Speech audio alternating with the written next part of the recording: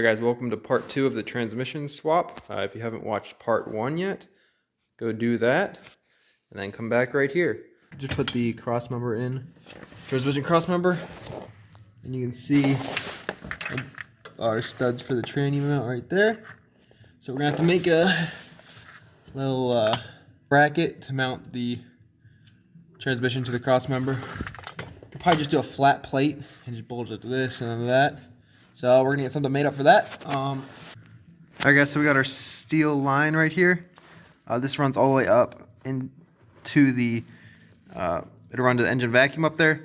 If your vehicle, or if your trans didn't come with this, you could probably just run normal rubber line all the way up. We got our dipstick tube. It bolts up to one of the, right there. You can see that bolt right there. That's a bell housing bolt. It bolts up to that, so we have to pull that bolt back out and clamp the fill tube in. So for the B&M ratchet shifter, I got the cable, ran around the trans, and then followed the manual or instructions. Got the shifter all hooked up and the linkage set correctly. So shifter's good to go. So this is the drive shaft of the car. It had the T5 in it, not the AOD. Yoke measured about 45.5. We're gonna see if it'll fit, and then hopefully we don't have to get it cut down or lengthened. I'm gonna slide it in there, and then we're gonna see what happens. I guess we got the yoke in the trans. One thing to note out too, this drive shaft came with the car. The car had a T5 in it, but it says right here 97 Mustang. So apparently this came with a 97. Not sure if that makes a difference. It says 5-speed though, so just measure your drive shaft, whatever measurement we said before was 45.5. So I got that all the way pushed into the trans until it's bottomed out. Now I have about an inch. I measured this. It's about 1.5 inches of play. Forward with the drive shaft and back. So I have 1.5 inches before it bottoms out in the trans. And this suspension is fully loaded right now, as you can see with the jack stands. So I think we're gonna be good there. I was kind of a little worried, but I think we're gonna be good because the suspension is not a super high articulation. You know, the drive shaft's not gonna be going up and down and lengthening super lot. So I think we're gonna be good there. I'm pretty stoked about that because I was kind of worried about that. So we're gonna get the drive shaft bolts in and then move on to the next part. Alright guys, so for the tranny lines, we already have those ran. I showed you in kind of the last video. They use these fittings to come off of the trans and convert it to the 6AN. So that's, I think, 1/4 or 1/8 to 6AN. So we're going to put these in and then kind of measure up the lines. Alright guys, so there's a little bit of the wiring in the way. You can see we got our one line right here coming out of the trans and then one up there. I already have one of the ends on the lines. Just got the cooler lines hooked up. One's right there. Some wiring I still need to tidy up a little bit, and then one's right there. They go around and down below the starter, then up to the frame rail, and then around to the front of the radiator for the cooler. So next I gotta get the starter in. I have to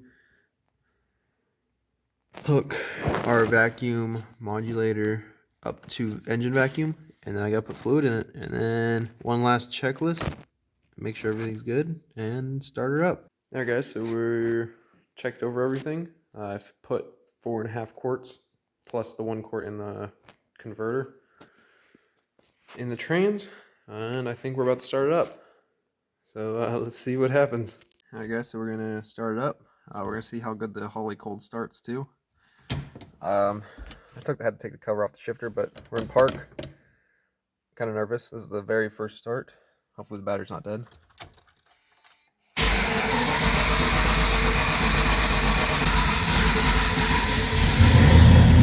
There we go.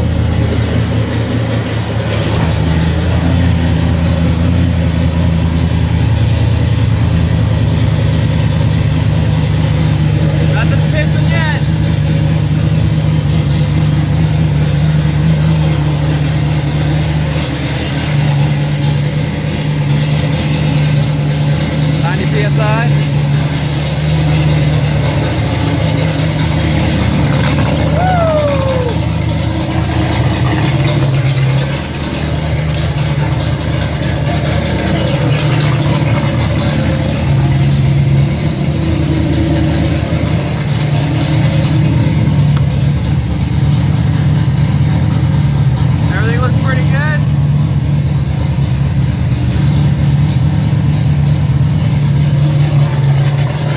Top it off with fluid.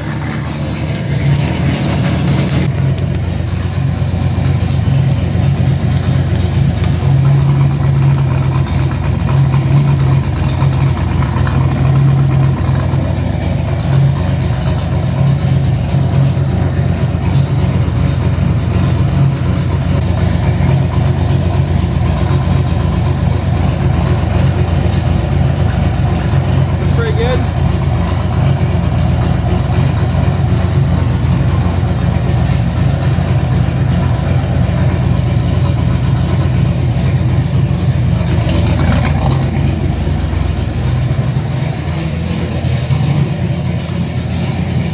Alright, so now we're gonna run it, see what happens when we put it in gear.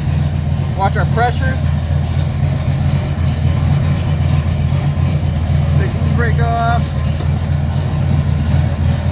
We're gonna go reverse.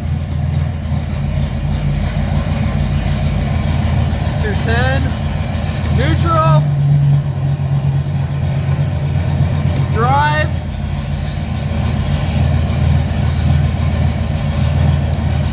Second and first. So we're gonna let off the brake and see if the wheels spin. Hit the gas.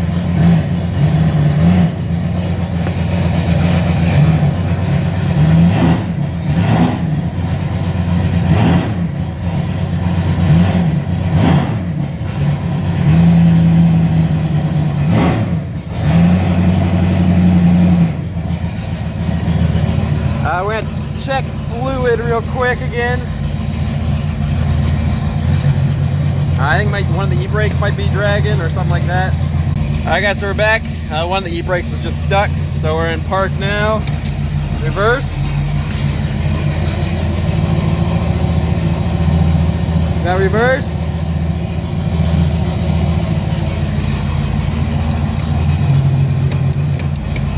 We're in first.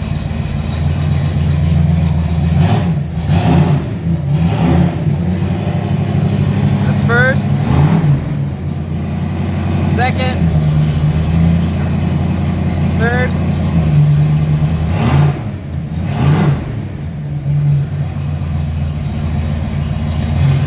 second, first,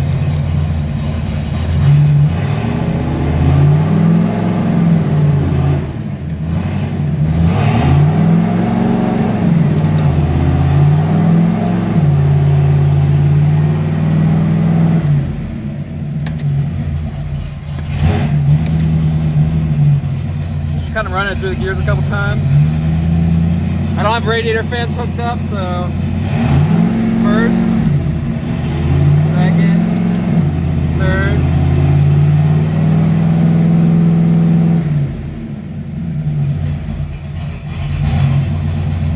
That works pretty good. Alright guys, so first startup went pretty good. Actually I left the radiator cap loose, so that started overflowing on me. Had a couple little leaks, one from the oil pressure, the transmission pressure gauge. As you saw while we were going, I was watching the gauge. Found a readout online what pressure should be in each gear, and mine was pretty much spot on within spec. A little leak from that hookup, and then a little leak from a tranny line, but nothing major. And I don't have the radiator fan on yet because I was mounting the tranny cooler. Still didn't get that on, so I can't run it for too long. But everything looks pretty good. Glad you guys could come along and with me on the swap. It's pretty exciting. So video's not done yet. I'm probably gonna wrap some stuff up, and still have to do the transmission mount. I didn't have any metal stock or anything like that to make the mount with, so I still have the jack down here. We're going to go over that too, but that's the only thing I was missing, so I figured start it up with the jack under there and see what happens. So we'll get to that tranny crossmember mount in a little bit. Alright guys, so for the trans mount, this is what I came up with. I was really looking for a 4x4 piece of steel. This is 3/16 thick. I got it in a bar, a 3-foot bar, 2 inches wide, because the widest they had was 3 inches. And so I took two 2-inch wide bars of 3/16, welded them together. Then I kind of slotted them, and then have them tack welded to the cross member while it was all bolted up in the car. And now I'm gonna finish weld it, and then we're gonna put it back in there. So I'll probably make some gussets, maybe from down here to up here, something like that. Give it a little more strength, just so the pressure's not on the welds on top and down there. So that's where we're at. Alright guys, so we just got it done. This is what I came up with. So I welded the plate to there. And you can see I put the little brackets in, kind of help reinforce this plate. Looks pretty good. Obviously not the best at welding, but now we're gonna get her in the car and bolt the trans up. Now we're gonna get her in the car, bolt the transmission up, and button up a couple things down there, zip tie some lines up, and then put her on the ground. Alright guys, so we got the mount installed, all bolted down. We're gonna put the car down now and start her up.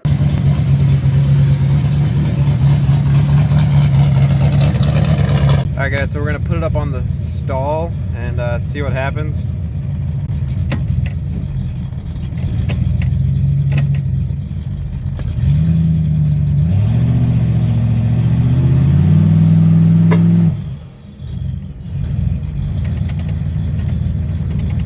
Pop there, not sure what that was.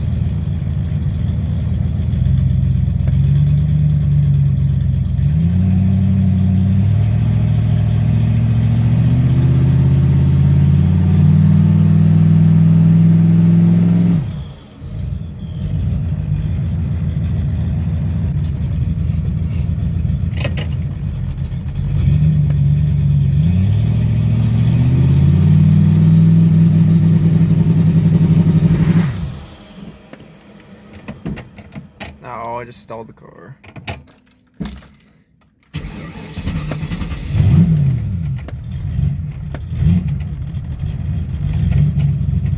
So that's end of part 2. As you saw, we were two-stepping it a little bit in the driveway. Sounds pretty good. I'm not going to be able to drive until springtime because the roads are pretty bad. So all in all, it really wasn't too hard to do. A lot simpler than I expected it to be. And can't wait to try it out in the spring. So thanks for watching. If you have any questions, put them in the comments. And subscribe and like the video. Thanks.